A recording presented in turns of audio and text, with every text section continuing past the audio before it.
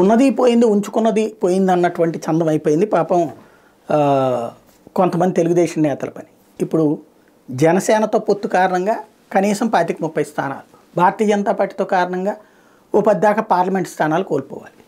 ఏళ్ల తరబడి పార్టీని నమ్ముకున్నారు. 2004లో అధికారంలో లేదు, 2009లో అధికారం లేదు, 2014 అధికారంలో వచ్చినప్పుడు అవకాశాలు అందరికీ రాలేదు. 2019లో వస్తుంది అనుకుంటే పార్టీ దెబ్బతింది. 19లో మళ్ళీ అధికారంలోకి వస్తే మరి కొంతమందికి లైఫ్ వస్తుంది అనుకున్నారు, లేదు. ఈ దఫా ఎట్టి పరిస్థితులు అనుకుంటే ఇప్పుడు ఈ పొత్తుల కారణంగా అవకాశాలు కోల్పోతున్నారు. ఇందులో ప్రముఖులు చాలామంది ఉన్నారు. వీళ్ళకి సంబంధించింది ముందుకు వెళ్ళాలా వెనక్కి వెళ్ళాలా అంటే అటు వైసీపీలో అవకాశం లేదు. వాళ్ళే అభ్యర్థులు మార్చడం వల్ల వాళ్ళలోనూ అసంతృప్తులు ఉన్నాయి. వాళ్ళలో కొంతమందిని ఇటు తెలుగుదేశం తీసుకొస్తుంది. దానివల్ల ఇక్కడ తెలుగుదేశం వాళ్ళకి కొంతమందికి అవకాశాలు కోల్పోతున్నాయి. కాబట్టి అటు వైసీపీ సేఫా అంటే అక్కడ కష్టమే.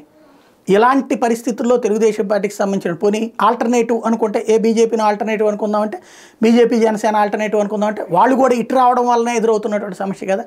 కాబట్టి ముందు నుయ్యి వెనక్కి కాబట్టి పార్టీలోనే స్టిక్ ఆన్ అయ్యి ఫ్యూచర్ని అట్లా నమ్ముకుంటే ఏదో ఒకటి ఇస్తారన్నటువంటి ఉద్దేశంతోనే ఉన్నారు నేతలు.